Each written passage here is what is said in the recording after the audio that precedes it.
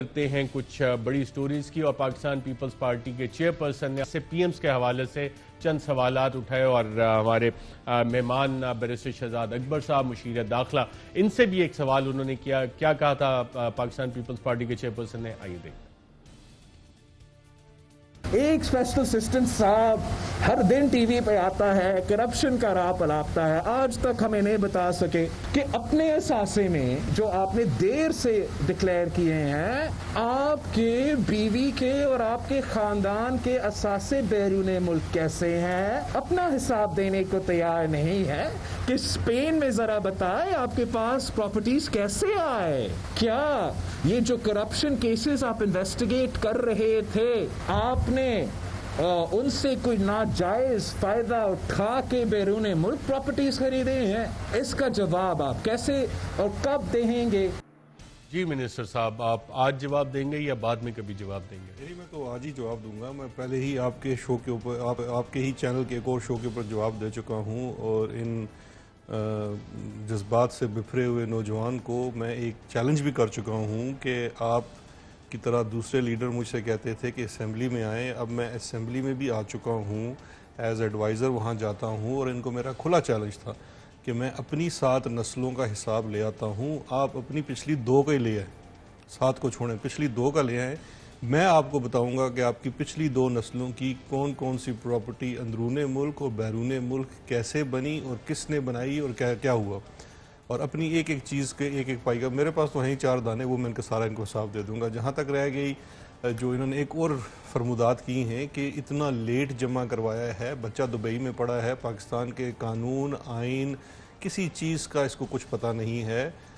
Special assistants and advisers दोनों कानून के तहत अपने डिक्लेरेशंस पब्लिक करने के पाबंद नहीं थे। पहली दफ़ा पाकिस्तान की 70 साल तारीख में प्राइम मिनिस्टर इमरान खान ने अपने सिंध हुकूमत में अभी तक इन्होंने नहीं किया है एडवाइजर्स के असासे। वो जो मुर्तज़ा वहाब साहब आके रोज़ गरजते बरसते हैं और बाकी जो लोग इनको तकरीरें लिख के देते हैं, उनमें से एक भी स्पेशल असिस्टेंट का असासा ना ही उसने डिक्लेयर किया है, ना वो पब्लिक है। जबकि फेडरल गवर्नमेंट में जितने स्पेशल असिस्टेंट्स हैं और एडवाइज़र्स हैं, उनके असासे उनसे डिक्लेयर अभी भी कानून नहीं है। Directive of the cabinet and prime minister, उसके ऊपर हमने अपने असासे भी डिक्लेयर किए हैं, कैबिनेट की वेबसाइट के ऊपर भी डाल दिए हैं, यानी कि पब्लिक कर दिए हैं, और उसके बाद हर एक चीज़ के लिए जवाबदेह भी हैं। तो ये एक फ़र्क बताना बड़ा ज़रूरी था। जहाँ तक मैं बता देता हूँ, ये अपना बता दें, मेरा तो उसके अगर ये पढ़ना इनको आता हो या इन्होंने तकलीफ़ गवारा की हो, तो मेरे एसेट डिक्लेरेशन के ऊपर ही लिखा हुआ है कि मेरे वाइफ की इनहेरिटेड प्रॉपर्टी है। यहाँ ये फ़र्क बताना बड़ा वाज़े है कि इनहेरिटेड प्रॉपर्टी कानून के ज़ुबान में वो होती है जो डायरेक्ट माँ बाप से बच्चों को ट्रांसफ़र हुई हो। तो वो डायरेक्ट ट्रांसफ़र हुई है, उसमें कोई कहीं खरीदो फरोख्त नहीं हुई और एक वो छोटा सा फ्लैट है। मैं बल्कि इनको आज एक और भी ऑफर अहलिया को उनके वालिदैन से वो डायरेक्ट उनके वालिद के वफ़ात के बाद उस वालिद के नाम से बेटी के नाम पर ट्रांसफ़र हुई। लेकिन ये मैं आज इनसे एक और भी कर लेता हूँ। वैसे तो प्रॉपर्टी तो मेरी वाइफ की है, लेकिन मेरा नहीं ख्याल कि उसको एतराज़ होगा कि अगर उसका 1 कमरे का फ्लैट जो है ट्रांसफ़र कर दिया जाए इनके माबिया में जो इन्होंने अपनी वालदा से इनहेरिट किया है उसके साथ। या एक कंपनी थी टेम्पो ग्लोबल गेन, जिसके अंदर ये और इनकी हमशीराएँ और इनकी वालदा तीनों उसमें हिस्सेदार थे और उससे यूरोप में प्रॉपर्टीज़ ख़रीदी गई थी। उसके साथ मार्चा कर लें, बदलने को तैयार वाला तो कभी चीजें सामने नहीं आई। मैं तो इनको दावत दे रहा हूँ असेंबली में आए, मैं तो एक एक चीज़ का बताऊंगा। पेट्रोलाइन FZC oil for food scam, जिसके अंदर से पैसा निकाला गया, लुजैन स्विट्ज़रलैंड और स्पेन में घुमाया गया, लंदन के बार्कले बैंक में से घुमाया गया, माबिया में प्रॉपर्टी खरीदी गई। आजकल इनके एक सेनेटर हैं, वो इनके साथ को शेयर थे। मेरे पास तो इतनी तफसील है, मैं तो कहता हूँ आए फ्लोर ऑफ द हाउस पे आए, ये 4 घंटे तकरीर करें, मैं आधे घंटे में इनका कत्था छटा खोल के बता दूंगा। चलें, इस पे हम आपसे तफसील से मजीद मालूमात भी लेंगे। और तोशा खाना के हवाले से भी नाज़रीन, आज बिलावल भुट्टो साहब ने कहा कि ये तो सिर्फ तोहफा लिया है साबिक सदर जरदारी साहब ने, जो तोहफे दिए गए तोशा खाना से। क्या कहा इस हवाले से, आइए देखते हैं।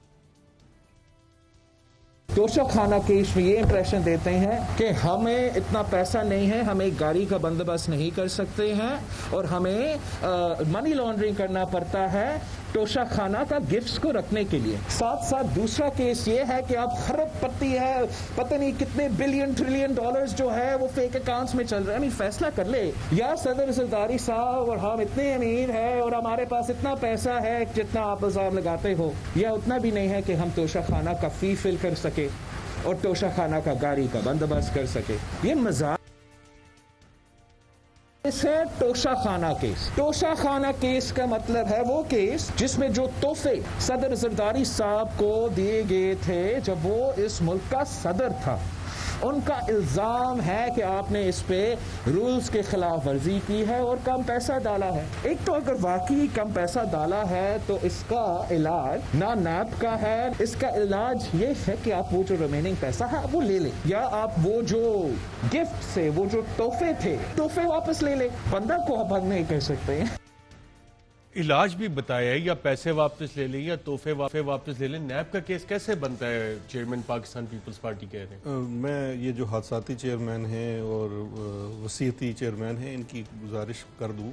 दो चीज़ें हैं। एक तो ये इतने मासूम ना बने। आज जो इन्होंने इतनी ज़्यादा जो बातें की हैं, असल गुस्सा तो उनको इसी केस का था जिसके अंदर फ़र्द जुर्म आयद हुआ है।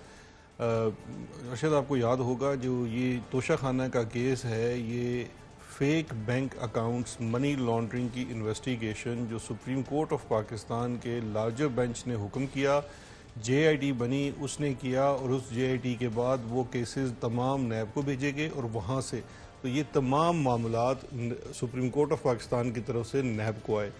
जो JIT ने उसके अंदर रेफरेंसेस रिकमेंड किए थे वो 16 थे।